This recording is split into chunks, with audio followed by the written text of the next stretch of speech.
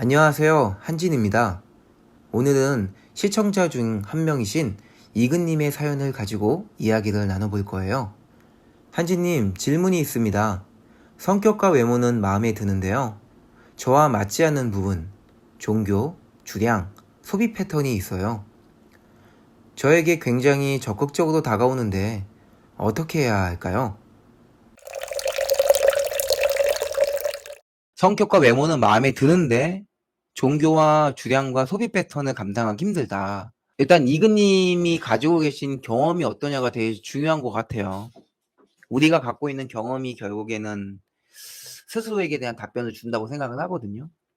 근데 이제 내가 경험이 없을 때는 책이나 아니면 말들을 통해서 이제 배운다고 생각을 하는데, 제일 먼저 판단해야 할 부분은 당연히 나의 경험을 통해서 얻은 정보와 지식과 지혜로 결정을 내리는 게 제일 우선인 것 같고요. 그래서 일단은 먼저 생각해 볼 부분은, 이근님이 종교와 주량과 소비 패턴, 이게 이제 감당 못할 부분인 거잖아요. 그게 감당 안 됨에도 불구하고 만나본 경험이 있는지를 먼저 판단을 해 보셔야 될 것 같아요.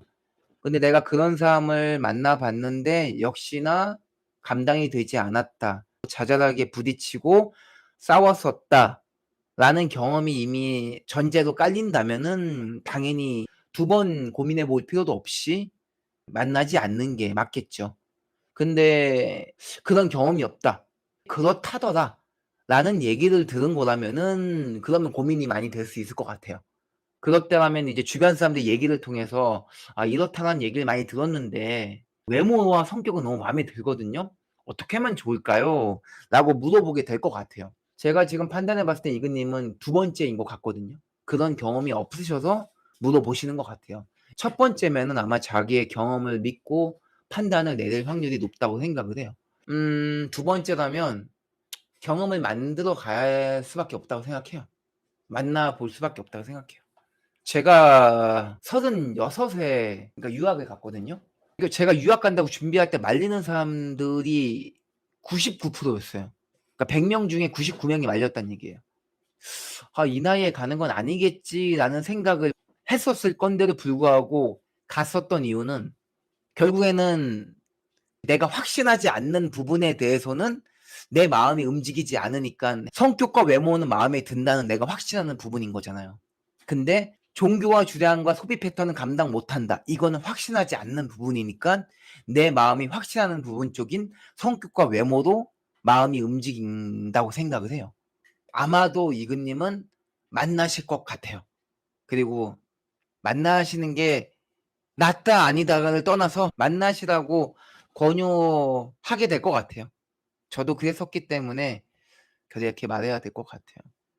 만나 보시고 '종교와 주량, 소비 패턴은 감당하기가 힘들구나. 그런 사람과 만나면 이런 결과를 낳는구나.'라는 거를 겪어 보셔서 또 하나의 지혜를 가져 보시면 좋겠어요. 근데 모르죠. 이근님은 '어, 나 이런 거 감당되네.' 일 수도 있으니까. 예. 저도 그 생각에 나갔던 거거든요. '남들이 다 말리지만 나는 다르지 않을까? 오히려 나이 들고 가니깐 더 괜찮을 수 있지 않을까?' 이 라는 생각을 하게 되더라고요. 왜냐하면 가고 싶은 마음이 너무 크니까. 가고 싶은 마음이 너무 크니까 그거를 합류하게 되더라고요. 그래서 저는 갔어요. 뭐 제 얘기를 해 드리자면, 엄청 고생을 많이 하고 왔다고 제가 자주 얘기하죠, 호주 썰을 풀 때는. 가서 사람들한테 많이 데이기도 하고, 가기 전에는 분명 해낼 수 있다, 헤쳐나갈 수 있다고 했었던 것들이 '나도 다를 바 없는 사람이구나.'는 걸 느꼈고, 어렸을 때는 어렸을 때 나름대로 힘들지만 나이 먹고 가면 나이 먹고 가는 대로도 힘든 새로운 어려움도 또 느끼게 되고, 예, 그러면서 많이 힘들게 시간을 보내고 돌아왔거든요. 근데 갔다 와서 후회를 하냐고 물어본다면 후회는 하지 않거든요. 제가 주변 사람들한테도 자주 하는 얘기인데, 그거 덕분에 쪼금 더 상담할 때도 이해의 폭이 커졌고, 사람들과 대화할 때도 '내가 틀렸을 수도 있고, 내가 그동안 알고 있던 게 전부 다가 아니구나. 내가 나이가 40이 넘었으니까 이제 어느 정도 나는 확실하게 알고 있다.' 싶은 부분들도 한 번 더 곱씹어 보게 되는 그런 폭넓은 가치관을 쪼금 더 갖게 된 것 같거든요. 한국에서 내가 당연하게 느끼는 이런 것들이 있잖아요. 당연하게 누렸던 것들에 대한 소중함들을 느꼈다든가. 예를 들면은 언어에 대해서 고민 없이 산다는 게 얼마나 기쁜 일인 건지, 내 나라에서 내 가족들과 함께 언제든 보고 싶을 때 볼 수 있다는 게 얼마나 좋은 건지를 좀 많이 깨달았다고 해야 되나? 그래서 후회하지 않아요. 음. 가 있는 동안에는 후회 좀 했었거든요.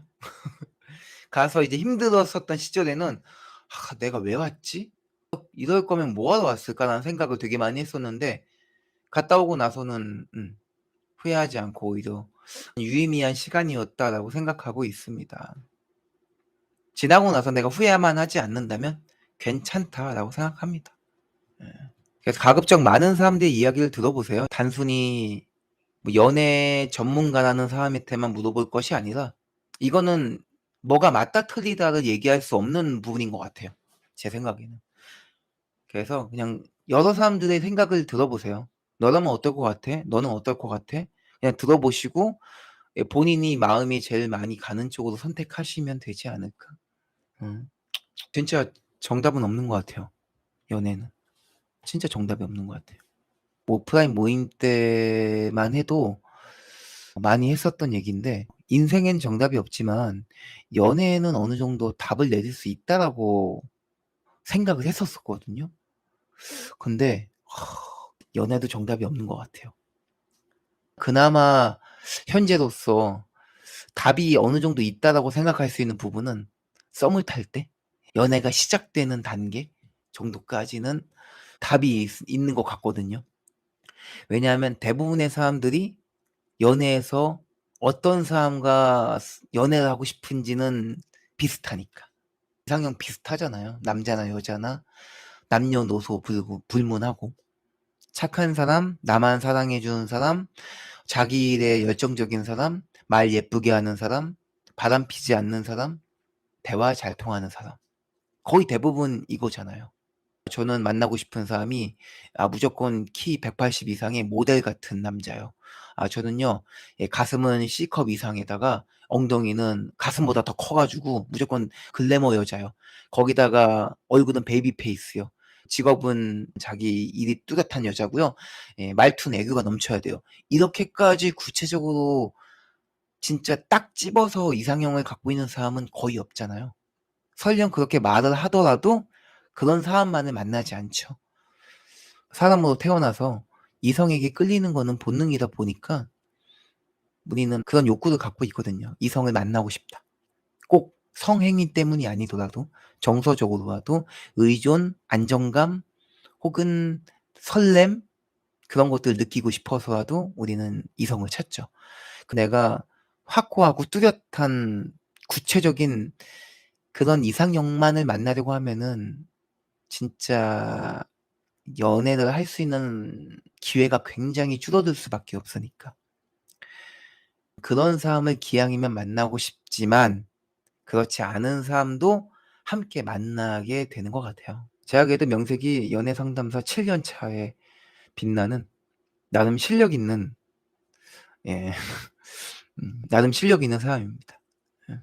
증명해 주는 사람이 많이 없어서 그렇지 상담만 받아 보시면 실력 있다는 거 금방 아실 거예요. 혹시 마음고생하고 계신 그런 연애 고민들이 있으시면 얘기해 주시면은 제 나름의 상담 경험과 노하우를 담아서 시원하게 답변 드립니다. 저는 오늘은 여기서 인사드리고, 다들 좋은 밤 되시고요. 안녕히들 주무십시오. 안녕.